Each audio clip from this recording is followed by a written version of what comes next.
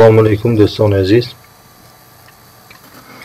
Inaq darsi navbatiga boya rekorder MetaTrader 4 برنامه یعنی خرید و فروش قرب اسعار ها در برنامه MetaTrader که در بیرژه های دنیای اسعارش رو نشان میدهد. چطور خرید و فروش کردن، چطور آنالیز کردن، همش رو دیده میبریم. چطور که ما در درس‌های گذشته گفته بودیم تو خیلی نمودی آنالیز هست: آنالیزی فوندامنتالی و آنالیزی تکنیکی. آنالیزی تکنیکی از حساب گرزانده میشود از حساب اندیکاتورها، مانند اندیکاتور اسیلاتور، اندیکاتور استخاستیک، اسیلاتور ابیوما، اندیکاتور استخاستیک، اندیکاتور فراکتال، پارابولیک سال با واسطه گرزانده آنالیزی تکنیکی گرزانده میشود. دوم آنالیز این آنالیز چی فوندامنتالی است. فوندامنتالی در اساس اخبارات اقتصادی یعنی اکونومیسکی نووستی میگن. در اساس این نووستی ها یعنی اخبارات های اقتصادی گرزانده میشود. چطور؟ در دوام هر روز نسبت دنیا کارهای دنیا گفتیم تکنیسکی آنالیز این با واسطه اندیکاتور، فوندامنتالی آنالیز با واسطه چی اخبارات اقتصادی. نسبت تکنیسک آنالیز، فوندامنتال آنالیز به نهایت تأثیر سخت خود را میرساند به گرافیک به شرطی که نشان داده در اینجا یعنی 2 نقطه 3 نقطه بود. 3 نقطهش از همه زیادتر یعنی اخباراتی تاثیرناک که به قرب ولیک بریتانیا یعنی قرب همون دولت سخت است میاد یعنی چه با 3 نقطه نشان میده. یعنی در اینجا که دیدیم در اخبارات اقتصادی 3 نقطه نشان میده، این آن رو میفهمد که به قرب فون استرلینگ تاثیری سخت میرساند. نتیجه آن را در گرافیک میبینیم. ساعت 7:00 نسبت قرب یعنی فون استرلینگ نسبت به دلار ما ببینیم در 25 فون استرلینگ 5 مارس ساعت 7:00 در گرافیک 25 مارس 2022 ساعت 7. یعنی خیلی تغییرات موجود است. در خط تغییرات سخت موجود است یعنی قرب فون استرلینگ پاس شده است نسبت به دلار. در دوام 4 ساعت و پاس شوی گرفتار شده است یعنی قرب فون استرلینگ نسبت به دلار پاس شده است. در اساس چی؟ در اساس اخباراتی اکونومیکی این تاثیر خود را رسانده است. کنیم ببینیم که چی در اینجا تاثیر رسانده. یعنی هر ماه در آخر ماه نسبت یعنی اقتصادیات همون دولت نسبت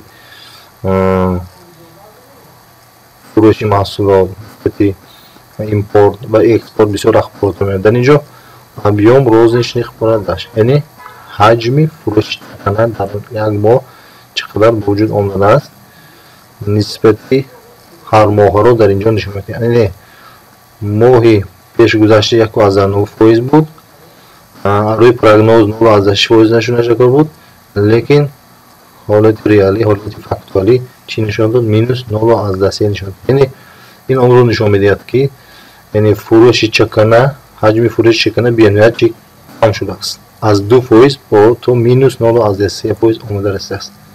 در حقیقت وقتی که فروش کم می شود با بودجه دولت پول کم می آید یعنی مغازین ها، مغازه ها، торговые склады تمامی فروش هایی که با چکنه مشغول است یعنی روزنشین پرداش هستند کم می شود. درش که کم شد налог با یعنی налог با پول کم می آید، بودجه دولت پول کم می آید، در نتیجه اقتصادی دولت سست می شود یعنی بودجه دولت پول جدا شد. در نتیجه قرب اسعار پست می شود یعنی قرب بنهایت تاثیر خود را می رساند. در حقیقت همین رو در اساس همین اخبارات تریدرها چیر کردن قرب اسعار فون استرلینگ رو چقدر پست کردن یعنی فروختن و سر کردن که در نتیجه قرب پست شوی به آمده رسید.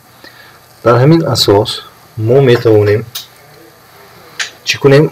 فوری کلام در دست آوردن ما ممکن بود. یعنی میفروختیم فون استرلینگ رو در разницы همین بینیت پول کار میکرده من یعنی چقدر разницы کم کرده است یعنی نرخ آیگو 32 تا یگو 31.59 آماده است که چیزی بسیار کار کرده میکنه یعنی تاثیری اخبارات اقتصادی نسبتی گراف بینیت ایمپولسی کلام میداد که در این ایمپولس کار کردن ممکن بود چرا که من با شاگردان در این حالت کار کردن رو من یاد دادم در این وقت برای پای داشتن شما دو طرف با یعنی сделка میکنید هم сделка sell با هم buy با کدام طرفی که فایده ما با رفت و сделка رو نگاه میداریم مقابلی در گرافیک رفت که сделка چون کنیم کام میکنیم درشم رو به دست میاریم یعنی همچنان باید بریده میتونیم ایمپولس رو پایده میستیم جان رو محکم میکنیم از اینجا اونجا فایده رفتن میگیرد این چی هست یک تاکتیک این سودا است نسبتی فوندامنتال آنالیز اکنون ببینیم با اساس همین یگان تغییریابی رو در اساسی یورو دلار دیده میبریم یعنی قربی اسعار یورو نسبتی دلار چی من ببینیم ساعت 9:00 با اخباراتی تاثیرناک است در اینجا چی شده است در اینجا نشان میدهد که نشان دهنده یعنی نشان دهنده بیزنسی دولت گرمن نسبتی ماهی گذشته ماهی امسال چی پس شده است دانسته باید این به قرب یورو تاثیر میرساند یعنی گرمانی که در یورو از یورو 3 جایگیر است به قرب اون تاثیر خود را میرساند دانسته در اساس همین یورو پس شدنش در کار یعنی اقتصادیات اکنومیک سوش شده که نشان دهنده این دلوی کلیمت میگوید نشان دهنده بیزنس یعنی کارهای بیزنس مشمول شدگی نشان دهنده است پس شدگی دانسته این به قرب یورو پس شوی را نشون میدهد کنید ببینیم چی در ساعت 9:00 این حادثه روی داره در گرافیک ما میبینیم یورو دلار رو میبینیم ساعت 9:00 انا ساعت 9 در حقیقت ببینیم ایمپولس روی داده است قرب یورو پس شده ساعت است 1 ساعت 2 ساعت 3 ساعت قرب یورو چی پس شدگی در این هم ما چی کار کردنمون ممکن بود گفتیم هم сделка sell میکشه هم بای میکشه پایده میسیم وقتی که قرب پایین رفت сделка بای رو محکم کرد сделка sell رو در نتیجهش پایدهش رو به دست میاریم این بود با دویم سیگنال دویم نشانه یعنی سیگنال میگن رویش به تاجیکش به نشانه میگیم اکنون میبینیم نسبتی ساعت 14:00 اخباراتی وضعی 14:00 ببینیم ایندکس 54.3 ایندکس 41.1 یعنی ایندکسی نزوشانی پرده نردن اینکه ندویجیمست یعنی پلوس 5.8 بود مینو از 4.8 زیاد شد چیزی که میرید از خودی نظری ماتماتیکی مینوسی کم نابرو زیاد شویده نشون میده یعنی -5 -4 -10 شد این طرفی برابری این طرفی 0 میرود یعنی سال نشان داده بهتر یعنی بر این بر فایده چی است بر فایده دلار است در همین اساس نسبتی آن کاتیگوری که نسبتی دلار هستند آها چه میکنن میپرده دلار قربش بخوان میشود در نتیجه دیگر کاتیگوری باید پارتیان کنید 14:00 رو دیده میبریم در گرافیک من ساعتی 14:00 کنید 14:00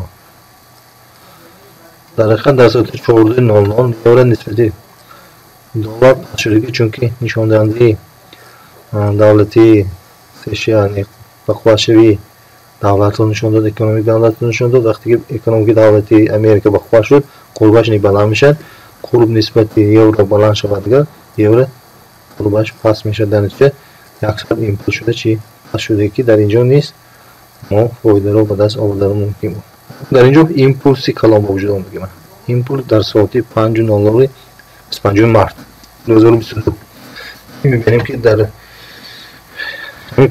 حادثه روی داده است چی اکنومیکی یعنی общий уровень установки США یعنی ببینید حقیقت یعنی миқдори буравии устануғини станокҳо аппаратҳои нефтбарори пешаҳар дар ин ҳолат нишондани зиёда нишон дод, яъне 360 бошад 370 беҳтар бурам, яъне миқдори аппаратҳои нефтбарори ҳамон компанияи Америка зиёд шуд.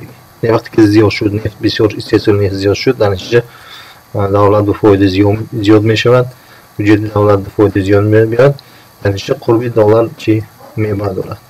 Число активни гуруҳ инҷанам 531 ки зиёд шудаги. Инам нишонда зиёд, инам зиёд.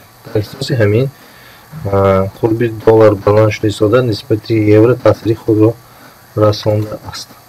Мебинем дар натиҷа таъсири худро бениҳоят импулси сахт додагӣ дар ин ҷо низ бисёр фоидаи калонро ба даст овардан мумкин буд. Бинед импулси калон чӣ хел ки мерид дар асоси ахбороти маълум мо фоида меистодем, сделкаро дутарафа мекушодем. Вақте ки сделки сел мо фоида расонад, байро махтам мекардем, сделки сел фоидаи калон мо ба овар. Ин ҳам як тактика аст. Вақте дар асоси фундаментали анализи чӣ кор кардам. Акнун функсиянига менем дар соати 5:00 кани бинем чӣ дар асоси функсиянигам чӣ шудаги ҳам шудаги. ҳолат мо кор кардам метавонистем, яъне ҳам функсияниг ба сел мекушодем, ҳам евро доллар ба чӣ сел сделки селро мекушодем. Як фоидаи калон дар асоси импулс, яъне пасрави курс фоидаи худро ба даст меордем. ин ба назари инсонҳо хеле осон менамад, лекин ҳамин ҳам дар таҷрибаҳо, яъне иҷро кардан дар асоси ҳамин экономический анализ яъне ахбороти иқтисодӣ, яъне анализ кардан, сделка кардан, яъне хариду фурӯш кардан дар одам як таҷрибаи ба вуҷуд меорад, ки инро таҷрибаҳо чӣ мекунанд? Анализи фундаменталӣ. Анализи фундаменталӣ ҳам ҷои худро дорад, ҳам технический анализ ҳам ҷои худро дорад. Вақте ки анализи фундаменталӣ ягон таъсири худро надорад, яъне як дорад, мо ба анализи чӣ мегузарем? Ба анализи техникӣ гузашта аз рӯи он прогноз мекунем. Лекин вақте ки анализи фундаменталӣ нишондиҳандаи се хонача се плюс се сторича дорад ё се нуқтача дорад, ин онро нишон медиҳад ки мо бояд аввал ба анализи фундаменталӣ чӣ аҳамият диҳем. Чунки вақте ки анализи фундаменталӣ ҳаст, ин анализи фундаменталӣ новобаста аз индикатор таъсири худро мерасонад. Яъне анализи фундаменталӣ метавонад инкор кунад анализи чиро? Анализи техникиро. Аввал анализи фундаменталиро дида мебирем, аввал аз ахборотҳо бохабар мешавем, баъд ба анализи техникӣ мегузарем. Чунки анализи фундаменталӣ таъсири сахттар дорад нисбат ба анализи техникӣ. Ҳамин буд як дарси мо нисбати анализи фундаменталӣ. боқӣ монда дар канали мо обуна шавед, дар мо бошед, мо нав ба нав боз навро нисбати хариду фурӯш дар терминали МТ4 ва ахборотҳои нав, наворҳои нав, видеороликҳои навро мепартем. хуб, дар понои худо бошед. Худоҳофиз.